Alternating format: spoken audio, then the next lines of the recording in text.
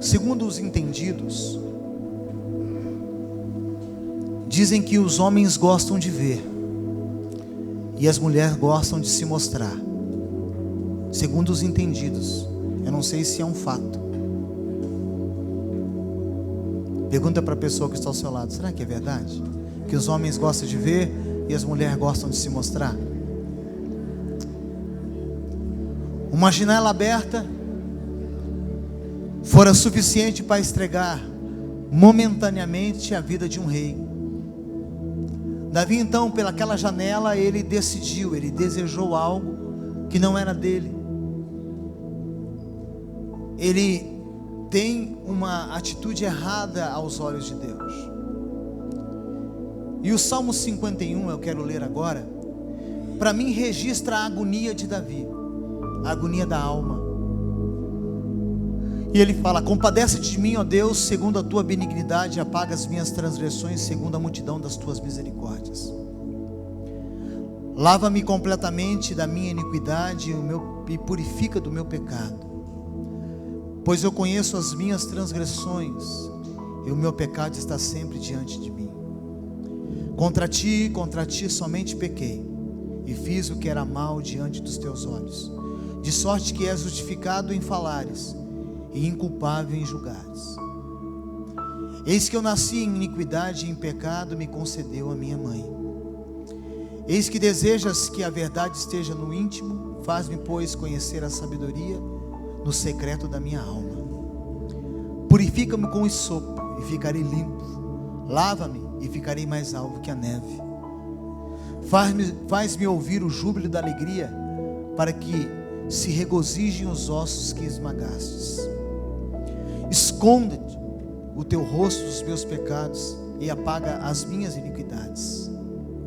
Cria em mim, ó Deus, um coração puro e renova em mim um espírito estável.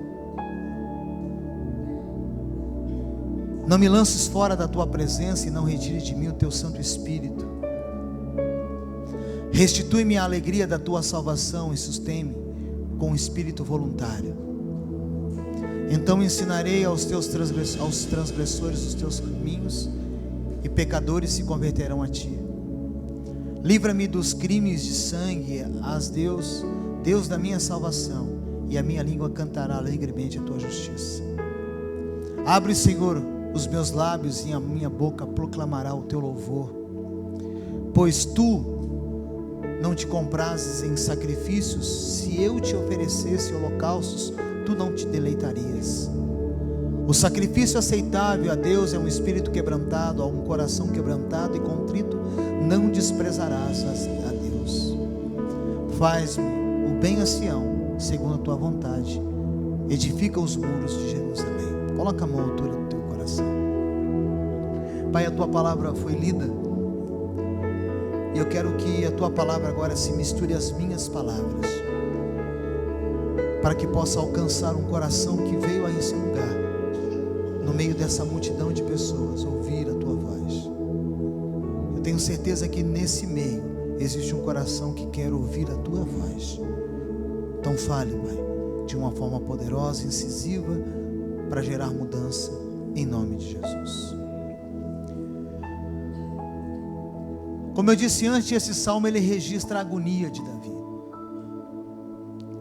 Ele tinha cometido um adultério, depois do adultério um assassinato, e eu vou te explicar daqui a pouco. Davi, ele viu, ele cobiçou, adulterou, e ele tentou esconder o pecado. E eu estou falando sobre santidade.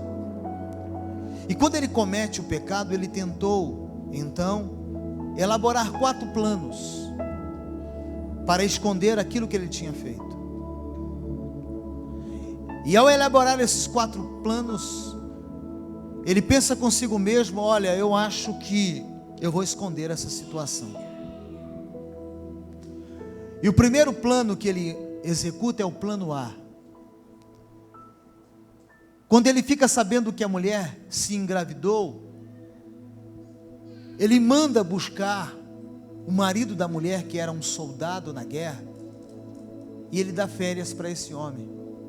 Ele fala: olha, vai para casa, fica de férias,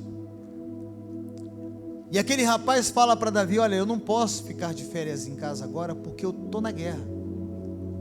Eu tenho que cuidar do meu rei, que é o Senhor. E também eu tenho que cuidar do meu país. Eu sou um soldado.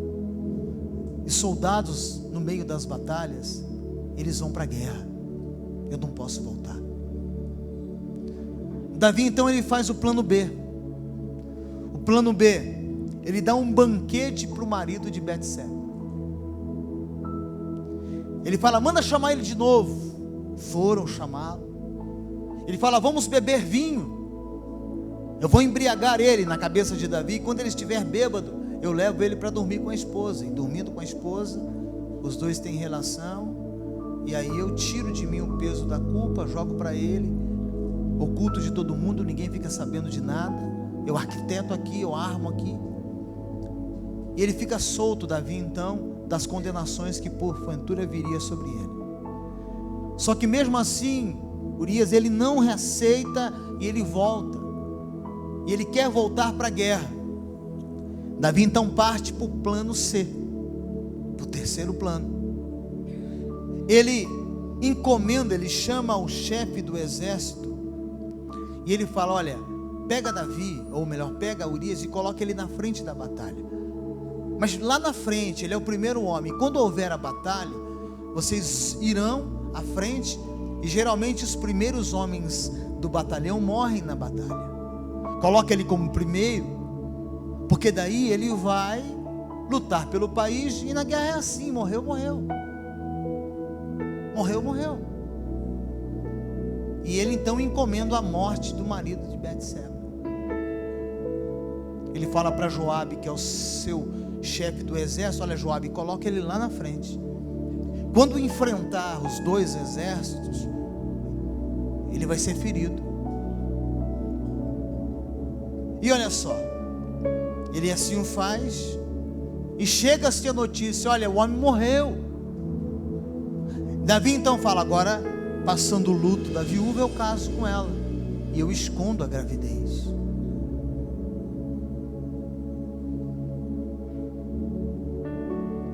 Plano 4 era isso, era casar com a viúva. Tudo parecia perfeito, não é verdade? Que plano, fala para o seu irmão, que cara inteligente. Fala para ele, além de compor salmos, fala para o seu irmão, Davi era inteligente demais. Fala, ele é igual você, ele é inteligente demais.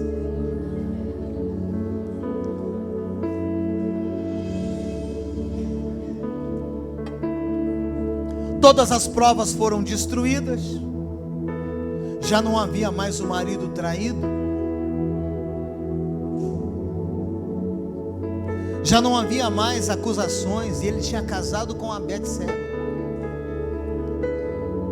E aí, ao casar com ele, ele esconde a gravidez.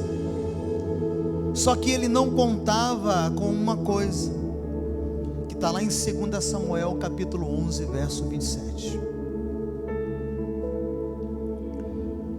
Ele não contava que eu consigo esconder de você, você consegue esconder de mim, só que a gente não consegue esconder dos olhos do Senhor. E passado o tempo do luto, mandou Davi recolhê-la em sua casa, e ela lhe foi por mulher, e lhe deu um filho. Mas isso que Davi fez desagradou ao Senhor. Em algumas versões diz que foi mal perante os olhos do Senhor. Ele arquiteta, ele esconde, mas fala para a pessoa que está ao seu lado: você esconde de todo mundo, menos de Deus.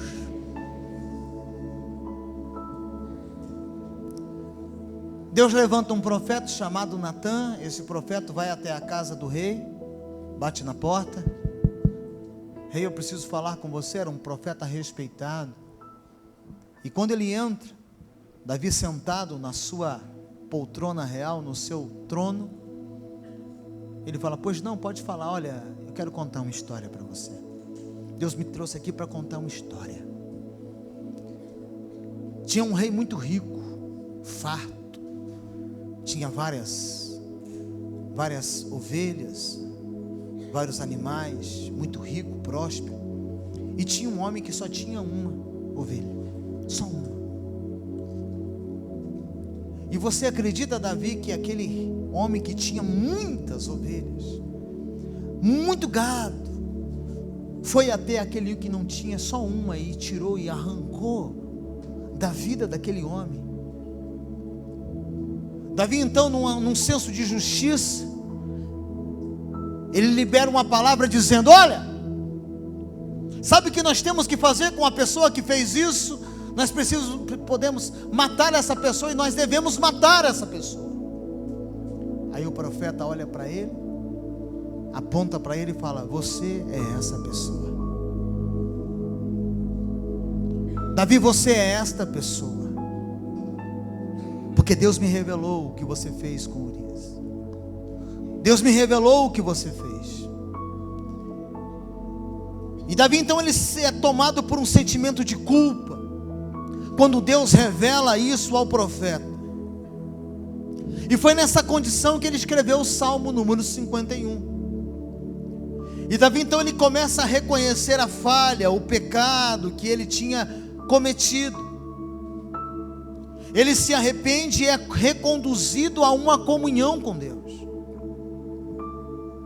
Agora nós vamos tirar dessa história algumas coisas nesse momento da vida de Davi que servem para ser aplicadas em nossa vida. Qual é o caminho do arrependimento e qual é o caminho da santidade, pastor? Primeiro passo: a absoluta necessidade do arrependimento. Enquanto Davi se calou, escondeu, tentou maquiar uma situação, olhe para mim e redobre a tua atenção. Ele foi murchando, ele foi se apagando. Tudo que ele fazia não tinha mais graça. Ele foi perdendo a alegria da salvação. E a pior coisa que acontece na vida de um crente é quando ele perde a alegria de ser salvo. E por que isso aconteceu? Porque a mão de Deus esmagava. Uma coisa é quem não tem Jesus cometer um erro, ele dorme, ele coloca a cabeça no travesseiro e descansa. Outra coisa é um cristão, de noite Deus começa quase que esmagar ele. Aí Deus começa então a falar no coração daquela pessoa: por que você fez isso? Ele não dorme, ele começa a ver os ponteiros, e os ponteiros vão o quê? Passando. É 1 da manhã, 2 da manhã, 3 da manhã. Ele não consegue dormir.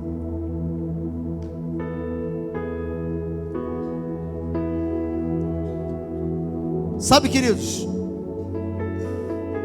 não há libertação, nem cura, nem restauração onde não há arrependimento. O primeiro passo para a restauração e a santidade é o reconhecimento do pecado, e no versículo 3 diz isso. Davi, ele fala isso: pois eu conheço as minhas transgressões. Davi, por um tempo, ele esconde, mas isso estava agoniando a alma dele, porque o primeiro estágio da vida que nós passamos a nível de prestar conta é a nossa própria consciência. A consciência é o primeiro tribunal do homem. Olha aqui para mim, fala para o teu irmão: a sua consciência é o seu primeiro tribunal. Antes de você chegar diante de Deus, você passa pela sua consciência.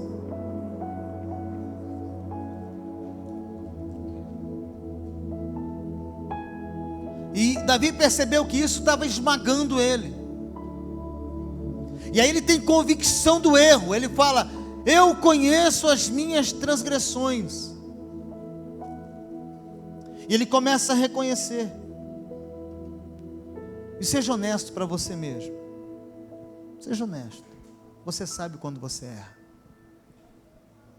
Você sabe.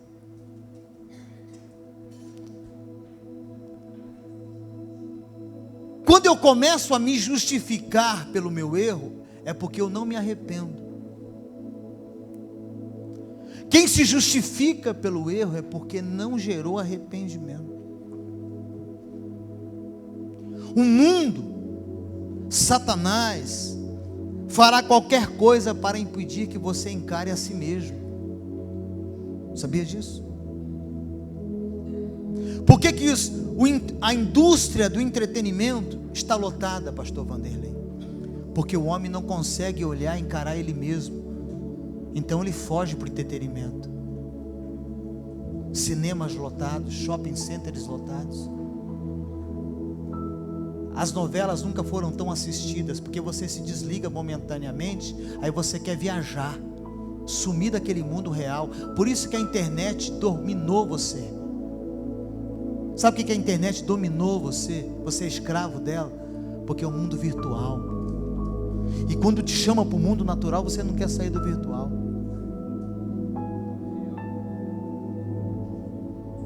Você prefere ficar no virtual. Quantas horas por dia? Quantas horas por dia você prefere ficar nesse mundo? Postando imagem que não é verdade com aquilo que você esconde.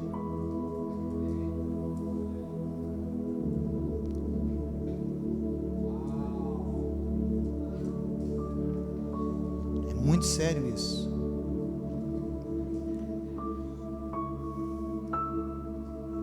Sabe por que as pessoas estão olhando para o mundo do entretenimento e das redes sociais?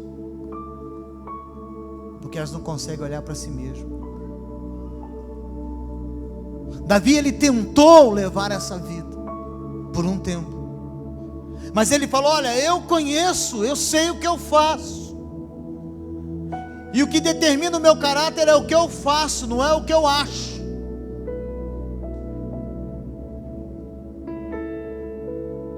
E aí ele fala: olha, para o outro passo da restauração e de santidade, vem no verso 1 e 2. É reconhecer qual é a natureza da minha vida. Qual é a natureza do pecado. Compadeça-te de mim, ó Deus, segundo a benignidade, apaga as minhas transgressões. Primeiro, transgressão. O que é transgressão? É rebelião. Eu me revolto contra a autoridade de Deus. Davi sabia que era um erro, e ao fazer, ele se rebela contra Deus, e ao se rebelar contra Deus, ele transgride. Ele fala: eu transgredi. E ele admite, ele fala: eu fui rebelde. Ele está falando: a minha vontade prevaleceu e não a sua vontade.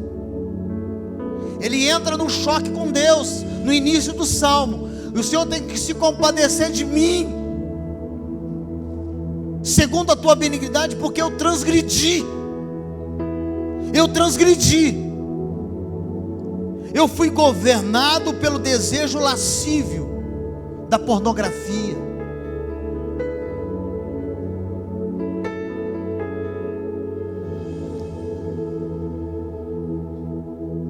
Eu fui dominado por esse desejo. Eu fiz o que a minha consciência me alertou: não faça, rapaz. Mas eu me deixei dominar pela minha vontade e não ouvi a minha consciência, que é o primeiro tribunal do ser humano. E ele viola Deus, a autoridade de Deus. E aí ele fala: olha, no verso 2, primeiro ele fala que ele transgride: lava-me completamente da minha iniquidade.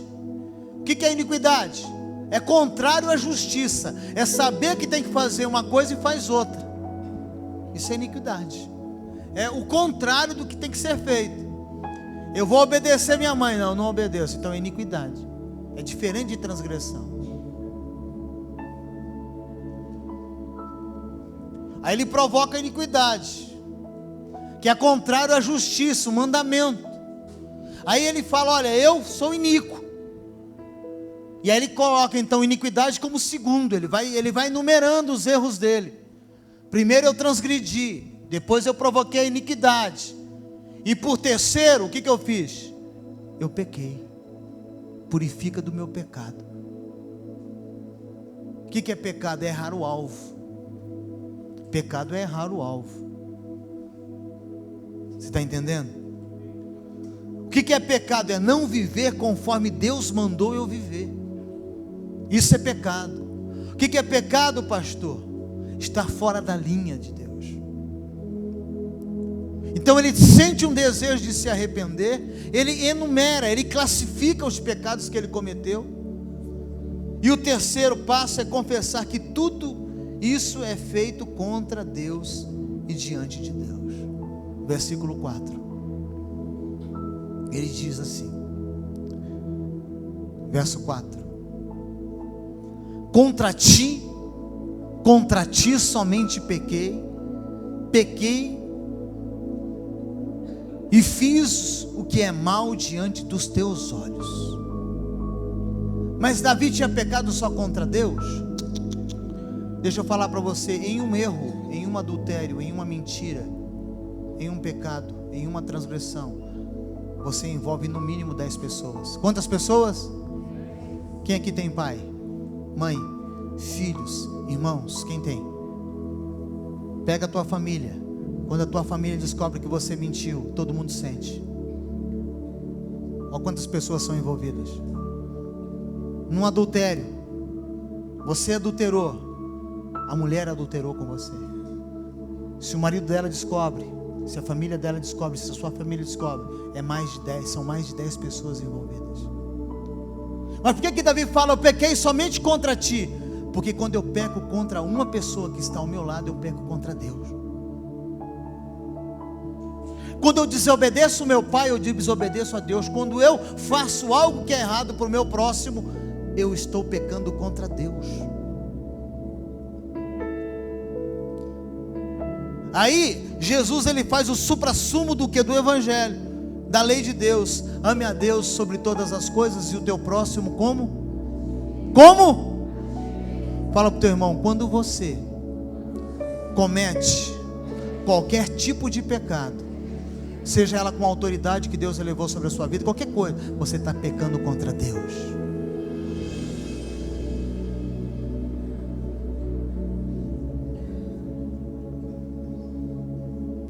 Davi não pecou somente contra Deus, ele pecou contra Betseba, contra Urias, ele pecou contra os homens que morreram na batalha, ele pecou com a sua família, ele pecou contra a nação de Israel, e ele peca contra Deus. Só que na hora de confessar, ele fala, Deus, tudo que eu fiz, a um dos menores, que eu considero menores, eu estou fazendo contra o Senhor.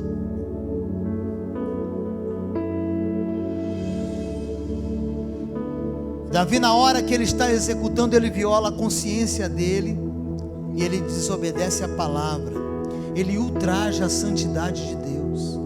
Preste atenção, todas as vezes que você elaborar um projeto de pecado, você está ultrajando a santidade de Deus.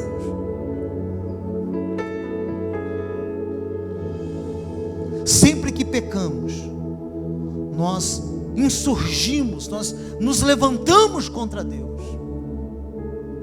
Todas as vezes. Isso é muito sério.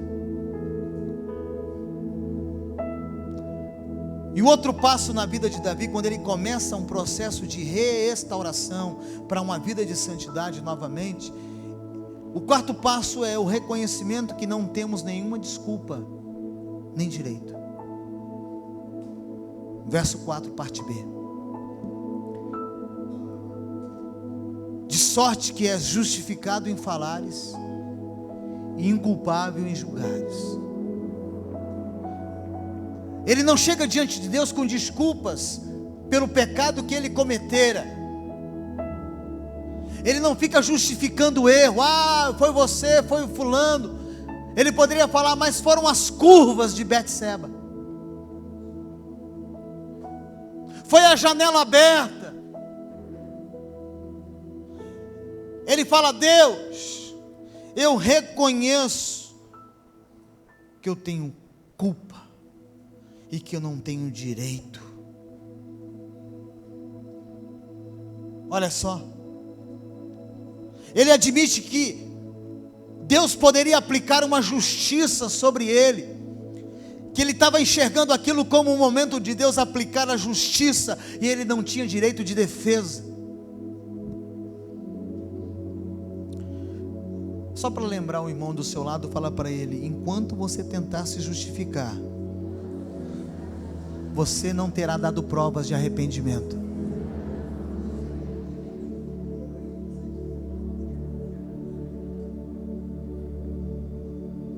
O arrependimento é quando você reconhece que a única coisa que você merece é juízo de Deus.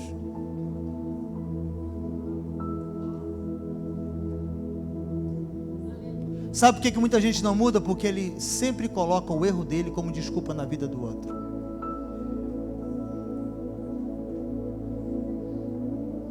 Isso é antigo. Isso aconteceu lá no Éden. Foi a mulher que o Senhor me deu. Foi a serpente.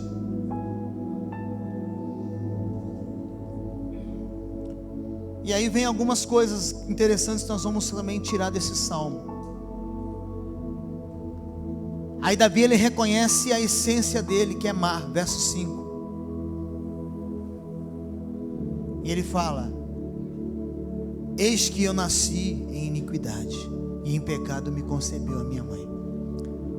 Ele começa a falar: Deus, eu tenho uma tendência carnal, a minha natureza carnal, ela me mata. Embora eu estou aqui nessa noite, Deus, tentando ouvir esse pastor que está falando sobre Davi, mas eu estou pensando em como que eu vou resolver aquele problema. Aquele pecado me corrói, eu estou escondendo isso faz tempo, isso me domina. Então ele fala: sabe por que tudo aconteceu, Deus? Porque a minha tendência natural é erro, é fracasso. Eu elaboro, eu arquiteto coisas, e nas coisas que eu arquiteto, na maioria delas é para minha vantagem, seja ele no namoro. E para você que está namorando, como é que está a tua mão, querida? Para não dizer outra coisa.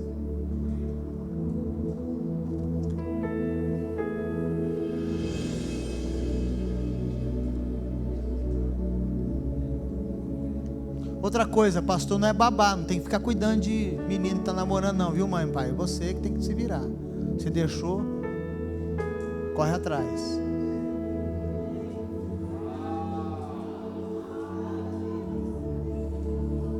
Corre atrás do prejuízo.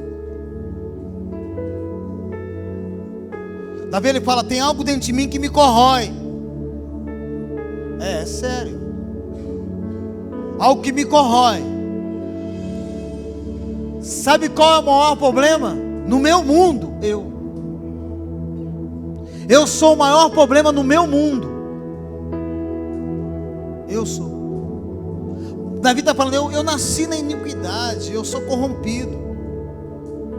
O meu coração é uma fábrica de pecado. É de dentro de mim que saem os desígnios da minha vida. É de dentro de mim que saem as definições, os arquitetos, os projetos, os amigos que eu quero estar, a vida que eu quero levar. É de dentro de mim que brota, Deus. Não era a mulher nua banhando num rio o problema eram os olhos de Davi, gente. Era o coração de Davi. É evidente.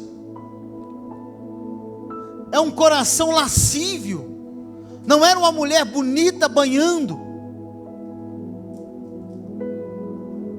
É o coração lascívio de Davi.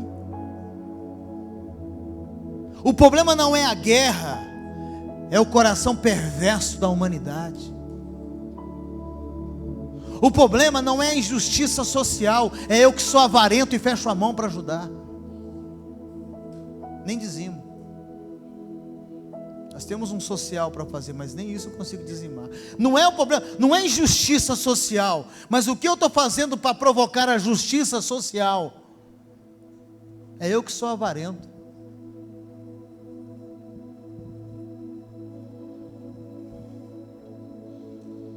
E quando você percebe que o problema é concernente à sua vida, a respeito de você, aí você tem que fazer igual Davi no verso 1.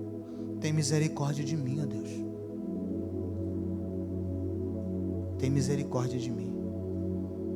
Hoje nós somos uma igreja em célula com quase 600 pessoas e quase 500 que se reúnem aos domingos. nós podíamos cuidar de muita gente. Nós poderíamos ganhar muita gente para Jesus e ajudar muita gente que está precisando de alimento. Mas muita gente. Mas muita gente mesmo. Mas o problema é o quê? Faz assim com a mão. Às vezes eu fecho ela e ninguém abre. Aí eu tenho um coração avarento. Só que Davi, ele tem um desejo, um anseio para o perdão de Deus e a comunhão que estava afastado, porque quando ele peca e esconde, encobre, ele estava quase que sendo esmagado. Ele fala que os ossos dele estavam se quebrando. Olha o peso da culpa. Fala para o teu irmão, a culpa pesa, não pesa? Pesa ou não pesa, gente boa? Quem aqui já ficou pesado com a culpa? Meu Deus, eu já fiquei pesado com a culpa. Aí você tem que ter consciência do seu estado e condição. E Davi não podia fugir dessa situação. Ele estava desesperado. Ele estava encurralado, preso pelas cordas do pecado. Ele estava amarrado, gente. Quando o profeta entra e revela o pecado dele, aí ele desaba. Davi era rico, olha para mim, poderoso, famoso, é o que todo mundo quer, olha para mim, rico, poderoso e famoso. Não é isso? Estudar você não quer, mas você quer ser rico, poderosa e famosa. Não sei de onde vai vir o carro que você tanto sonha. De onde vai vir? Da onde vai vir a casa que você imagina? Na minha vida não veio, até hoje.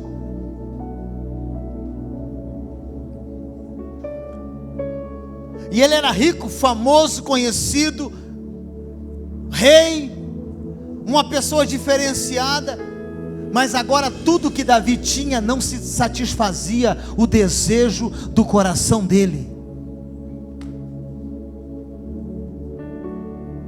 Ele estava quebrado, doente, aflito, e a mão de Deus exprimia ele. Exprimia. E ele precisava de paz. Quem aqui às vezes precisa de um suspiro de paz, gente? Sabe o que eu estou falando? Um suspiro de paz. E essa semana eu sei o que eu estou falando, que quer ter um suspiro de paz. Como eu precisava de um suspiro de paz.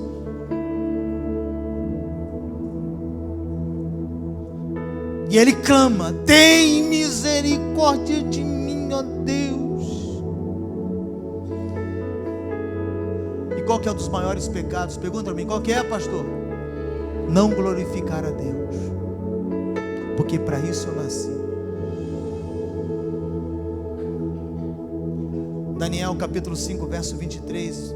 Daniel fala para Beltesazar: Deus te deu tudo, cara. Deus te levantou. Deus te exaltou. Deus te fez diferente. Você foi lá no templo, pegou as coisas do templo de Deus, consagrou aos seus ídolos, às suas mulheres. Daniel 5, 23. Você consagrou tudo isso aos seus deuses, às suas mulheres. Você fez orgia. Você pegou a sua vida que era para ser santa e fez orgia com ela. Está aqui escrito. E no final, mas Deus, em cuja mão está a tua vida. Olha que o profeta fala para Beltesazar.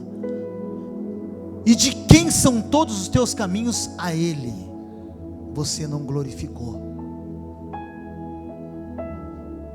Olha, uma vida que não glorifica a Deus é uma vida continuamente no pecado.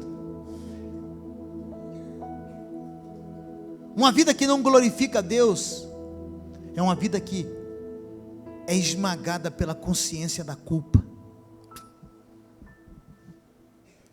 Sabe por que você está em silêncio? Até aqueles que gostam de conversar estão em silêncio, porque Deus também está falando com você nessa noite. Sabia? Está passando um filme aí no seu coração, e eu tenho certeza disso. Está passando um filme, um roteiro. Eu e o meu esconderijo. Ou melhor, o homem invisível, a mulher invisível, que pensa que nunca ninguém vai descobrir o que ele é. Mas a Bíblia diz que os olhos de Deus estão patentes. Nada se esconde, todas as coisas estão patentes aos olhos de Deus.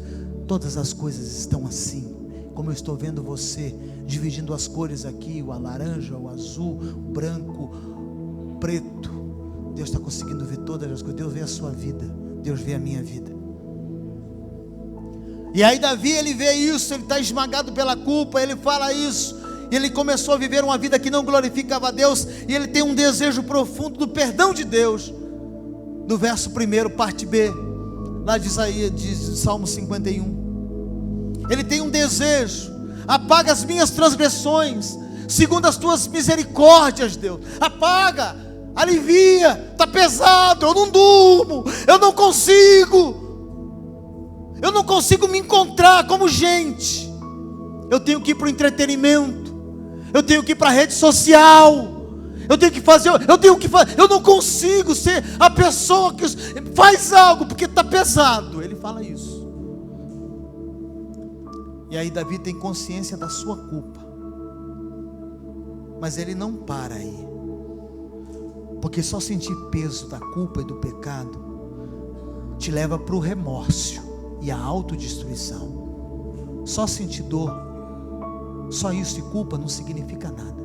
Judas Iscariote, quando ele viu que Jesus ia ser levado e ser morto, ele pega as 30 moedas de prata, ele corre e fala: está aqui, eu traí sangue inocente, está aqui.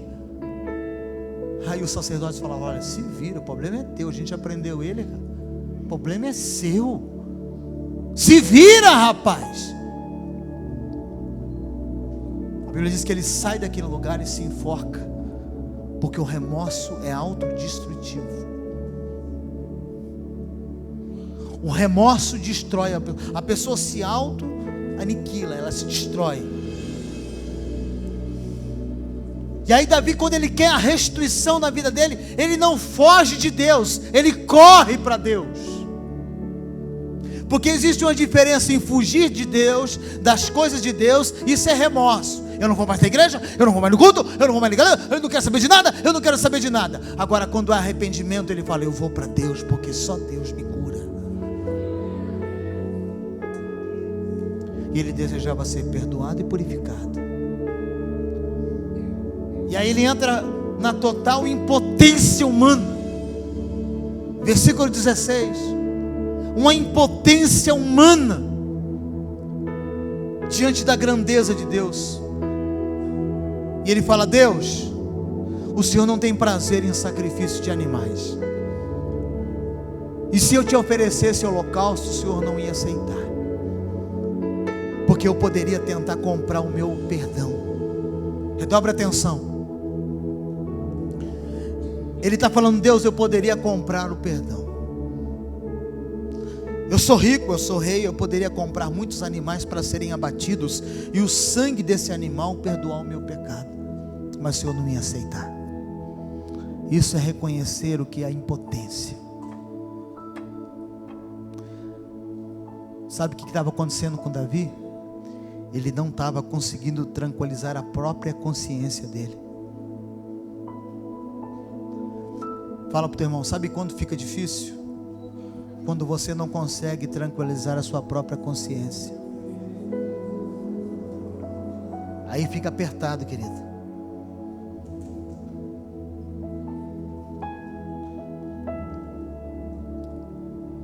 Aí Davi, ele cai em si. Cai em si. Deixa eu falar uma coisa para você: mais cedo ou mais tarde você vai cair em si. Espere, tá? Pode ficar tranquilo, uns aqui já caíram em si, mas mais cedo ou mais tarde você cai em si. Lembra do filho pródigo? Pai, me dá minha herança. E a Bíblia diz que o pai entregou a herança, ele saiu e começou a gastar nas orgias da vida. Acabou o dinheiro. Fala pro teu irmão: sabia que o dinheiro acaba?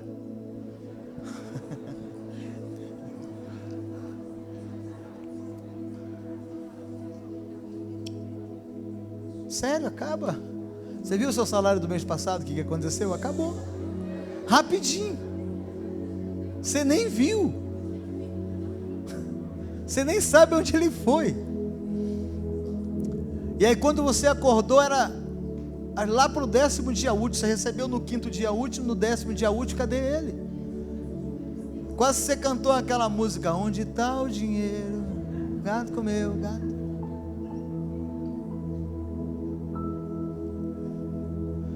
E aí, ele caiu em si, o filho pródigo caiu em si quando ele foi comer comida de porco. Aí ele falou, para aí, os empregados do meu pai comem comida boa, eu estou comendo comida de porco. Aí ele fala e volta lá para o pai. Pai, eu pequei contra Deus e pequei contra ti, eu não sou mais digno de ser chamado teu filho. Ainda há tempo, graças a Deus que houve tempo para ele cair em si.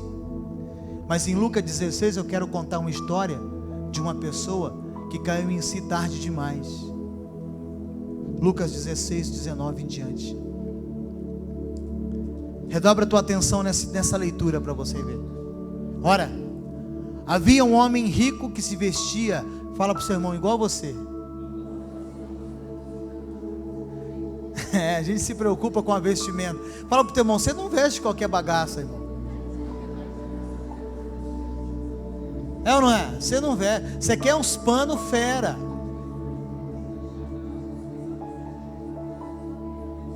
Olha lá.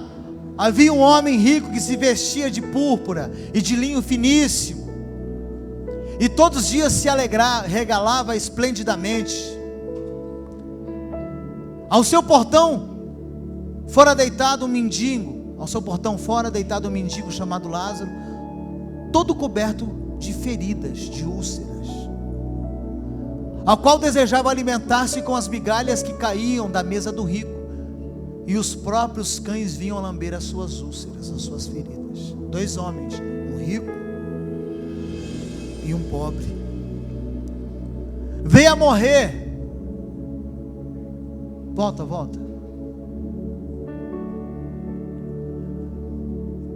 Os próprios, isso, verso 22, obrigado. Veio a morrer o mendigo e foi levado pelos anjos para o seio de Abraão, para o céu. E fala para o irmão que está ao seu lado, você também vai morrer, nós dois vamos morrer. Não pode falar para ele, vai chegar um dia, meu filho, que nós dois, acabou. Fala, você não é o Wolverine. Você não é, irmão, não tem jeito. É, esse aí, o Wolverine lá. Você não é, brother. Você não é o Superman, Homem-Aranha. Você não é, você vai morrer um dia. E os dois morreram. Morreu também um rico e foi sepultado. Lá no inferno, no Hades, ergueu os olhos, estando em tormento, se viu de longe Abraão e Lázaro no seio, lá no céu. Aí ele, de longe, lá ele viu os caras festando. Aleluia, glória a Deus. Porque quem não gosta de culto, irmão, não pode ir para o céu. Quer fazer o que no céu se você não gosta de estar no culto, irmão? Vai ser paia para você. Você vai dar estresse, você vai querer sumir do céu, irmão. Você vai querer ir para o inferno. Se você não gosta do culto, você vai querer ir para o inferno quando você ficar lá a eternidade. Me joga para o inferno, eu não aguento isso aqui. E aí, ele fala, Abraão, dá um grito, Abraão, tem misericórdia de mim, e me envia Lázaro, para que molhe na água a ponta do dedo, e coloca uma gota na minha boca. Porque ele não pediu Skol, irmão? Desce redondo. Ele podia ter pedido Skol. Manda um Skol. Ele pediu água, porque estou atormentado nessa chama. Olha o 25. Disse, porém, Abraão: filho, lembra que tua vida recebeste os teus bens, tal, e esse homem estava atormentado, e agora está sendo consolado. Vai no verso 26. E além disso, entre nós e vós tem um abismo. Sabe, irmão, eu acho que isso aqui cabe uma interpretação bíblica.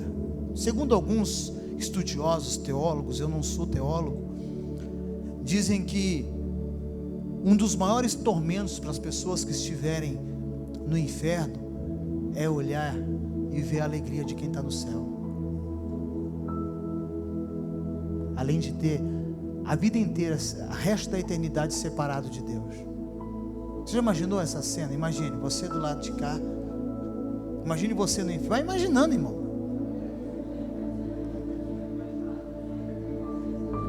Outra coisa, presta atenção para mim. Teologicamente falando, irmão, sem Jesus a pessoa está no inferno em vida. Isso é teológico. Você tem que ter Jesus para ir para o céu. Você não está no tormento ainda. Quem está entendendo? Você não está no estado neutro, que vai para o céu, para o inferno depois do julgamento. Você já está no inferno. Você tem que ter Jesus para se livrar e ir para o céu. Diga, é só uma questão de tormento. Vai lá, ó. Há um abismo. E ele fala, de sorte que se eu quisesse passar do céu para o inferno, eu não consigo. Eu não consigo. Esse homem caiu em si tarde demais. Olha só o verso 27. Disse ele então: rogo-te, pois, Pai, que mandes a casa de meu pai. Vai lá, 28. Porque tenho 5 irmãos. Eu já não vou sair daqui mesmo, mas eu vou pedir para que Lázaro volte lá e anuncie para os meus 5 irmãos, para que eles se convertam e não venham para onde eu estou, nessa miséria de vida. Verso 29. Abraão respondeu. Eles têm a palavra, que é a Bíblia, que muito aqui não lê, muito adolescente não gosta de ler Bíblia. Eles têm a Bíblia, os profetas também. Eles têm Moisés, que representa a Bíblia, a palavra, e tem os profetas, que fica toda terça e domingo aqui anunciando alguma coisa para você, na vigília, falando de Deus para você, lá na célula. Tem os profetas. Eles têm que ouvir os profetas e ler a Bíblia. E ele continuou tentando argumentar. Olha só, 30. Respondeu ele: não, pai Abraão, mas se alguém dentre os mortos for ter com eles, eles vão se arrepender. Se um fantasma de noite puxar o pé, se uma careta no sonho aparecer para ele fazer bu, ele se arrepende. É igual aquela mulher que apanhava do marido e chamou a polícia. Pois não, eu apanhei do meu marido. O que você quer que a gente faça com ele? A gente quer que o senhor dê um susto. O policial falou: não sou fantasma para dar susto no seu marido. Não sou fantasma. Tem que levar ele para a cadeia, prender ele, Maria da Penha nele. Dá susto, o policial vai dar susto. Bah, bu, bu. Olha só, Abraão porém lhe disse: se não ouvem a Bíblia, e nem tampouco os profetas, eles não irão acreditar em ninguém, que nem que alguém que ressuscite dentre os mortos. Eles não creem nem em Jesus. Nem Jesus que ressuscitou dos mortos. Eles levam a vida deles. Só que, irmão, o filho pródigo caiu em si a tempo. Esse homem aqui caiu em si quando não tinha mais tempo.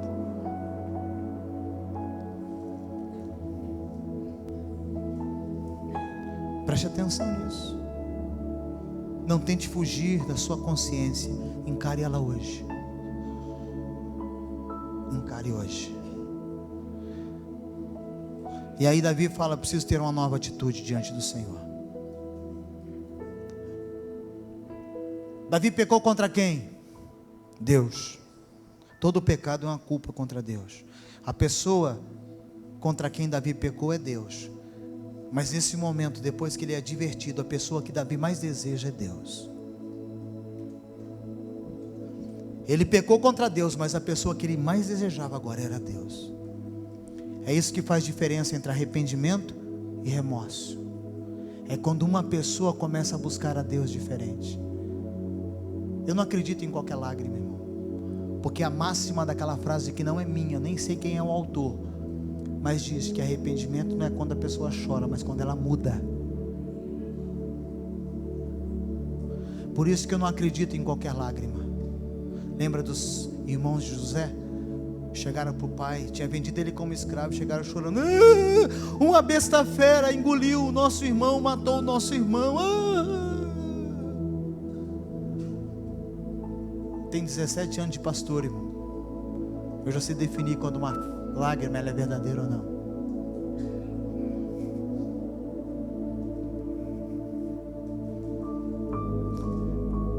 E Davi então ele vai para o arrependimento. Muitos que pecaram deixaram Deus, deixaram a igreja, deixaram a sua família, deixaram a Bíblia, deixaram a oração. Que é um conselho: foge para Deus, irmão. Se você quer fugir, foge para Deus. Esse é o caminho certo da sua restauração, em nome de Jesus. Deus quer restaurar você nessa noite. E para nós ir para a parte final, preste atenção. A maior necessidade do pecador arrependido é ser perdoado. Aí Davi entra para ele e Deus, para uma conversa mais profunda ainda no versículo 10. Aí ele fala para Deus: o meu coração está errado, Pai. O meu coração está errado. Eu preciso de um novo coração. Verso 10: cria em mim, ó Deus, um coração puro. Davi fala: Deus, a única forma de mudança na minha vida é o Senhor colocar um coração novo aqui dentro. Não é religião, não é mudança de igreja, não é nada. É o Senhor colocar dentro de mim um coração novo. Você tem que entender que você não consegue mudar a você mesmo. Somente quando Deus colocar um coração aí dentro. Por isso que Davi fala: Deus, crie em mim um coração novo. Por favor. Precisamos pedir a Deus um coração novo nessa noite. Agora, qual a razão para ter um coração novo? Por causa da nossa infidelidade. Somos infiéis. Por causa da nossa natureza humana. O nosso coração, segundo a Bíblia, é enganoso, é corrupto. Por isso nós temos que ter um coração novo, que agrade a Deus. Diga amém. Por causa da falta de sabedoria, no versículo 6, parte B, ele fala: cria em mim, um Deus, um coração novo, porque falta sabedoria no versículo 6. Eis que desejas que a verdade esteja no íntimo, na minha intimidade. Faz-me, pois, conhecer a sabedoria no secreto da minha alma. Deus, eu preciso ser sábio, eu preciso ter discernimento, eu preciso ter sabedoria. E só um coração novo, que vai ser trazido pelo Espírito Santo, pode provocar mudança na minha vida. Você pode dizer amém? E qual é o resultado de um verdadeiro arrependimento? Verso 8 ao 12: júbilo e alegria. Faz-me ouvir o júbilo e a alegria, para que os meus ossos, a minha estrutura se alegre. Para que quando contar, estiver numa congregação, na hora de uma celebração, quando eu ouvir uma canção que o meu irmão está se alegrando, eu possa se alegrar também. Independente de como está meu coração, mas faz, ó Deus, restaurar a alegria e o júbilo dentro de mim, ele diz. E essa alegria não é algo que tem a ver com temperamento, com circunstância, é a alegria de Deus, é a alegria da salvação, é a alegria do céu. E olha, irmão, tem muitas pessoas que o seu pecado tem roubado temporariamente essa alegria, porque o pecado é um ladrão da alegria. E Davi vai falando: olha, Deus, esconde o teu rosto dos meus pecados e apaga todas as minhas iniquidades. Ele vai falando. No versículo 10 ele vai continuando, ele vai falando: cria em mim, ó Deus, um coração puro, renova em mim um espírito instável, inabalável. Não me lanças fora da tua presença, não retire de mim o teu espírito. Retira a coroa, retira o governo desse país, retira o que o Senhor quiser, o dinheiro, a fama, mas não retire o teu Espírito Santo. E ele vai continuando, verso 12: restitui-me a alegria da tua salvação. Sabe, irmão, perder a alegria da salvação, ser um crente cinza. O que é um crente cinza, pastor? Você não sabe o que ele é. ele é cinza, ele é neutro. E me coloca, Deus, um espírito voluntário. Falar sobre voluntariado, né, pastor Vanderlei? Na nossa viagem, todas as igrejas, o que tem de voluntários, irmãos, ele escuta. As igrejas que nós fomos visitar são igrejas grandes, em número de pessoas, e eles têm mais de 2 cultos por domingo.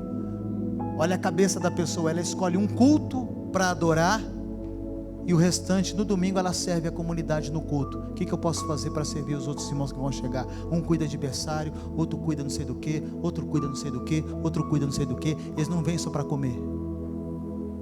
Eles escolhem um culto para celebrar. Eu vou no culto das 9, o das 19 eu vou ajudar o que precisa ser feito.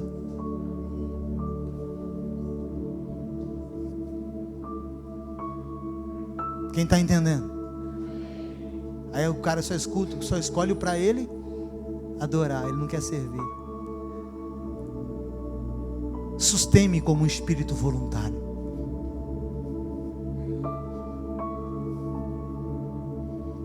E aí ele fala, por quê? Porque eu quero viver para a tua glória, verso 13 e o 14.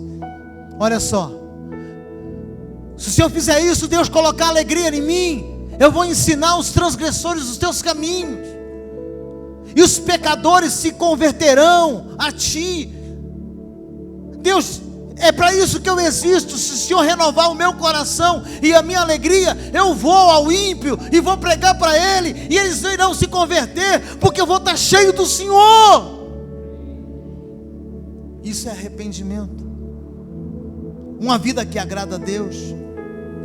Ao invés de pedra de tropeço, instrumento na mão de Deus. Davi não quis mais viver em trevas. Ele quer revelar o quê? A luz para os outros. Eu vou ensinar os transgressores, e aquele que está nas trevas, como eu estava nas trevas, irão conhecer a tua luz. Aleluia. O perdoado é aquele que não se contenta em apenas ter a bênção para si. Ele não quer só para ele não quer ser servido somente, ele quer fazer com que os outros sejam alcançados. Diga graças a Deus. E para terminar, Davi, ao pecar, não perdeu a salvação, mas perdeu a alegria da salvação. Quando você olha um cristão triste, não por aquilo que está acontecendo momentaneamente, mas o ministério dele está opaco, está cinza há muito tempo, você pode ver, tem coisa aí dentro. Não digo quando ele, porque tem dia que eu estou triste, a gente consegue às vezes tentar suportar, mas tem hora que a gente está abalado, triste, e isso é visível no semblante. Mas eu nunca vou deixar de fazer a obra de Deus porque eu estou triste, nunca vou deixar. Mas pessoas que têm ministério há muito tempo e estão parados, cuidado, a alegria da salvação foi embora. Você não perdeu a salvação, mas a alegria da salvação já não está mais aí dentro. Eita Deus, hein? Uau! O que é a alegria da salvação? Disponibilidade. Oh, aleluia! Eu não vejo a hora de servir o meu Deus. Eu não vejo a hora de estar ali voluntário. Pois é o Senhor, alegria da salvação. Alegria da salvação. E aí tem o caminho da santidade, depois do maior erro da vida de Davi. De que forma que ele consegue a restauração para a sua vida? Feche os teus olhos.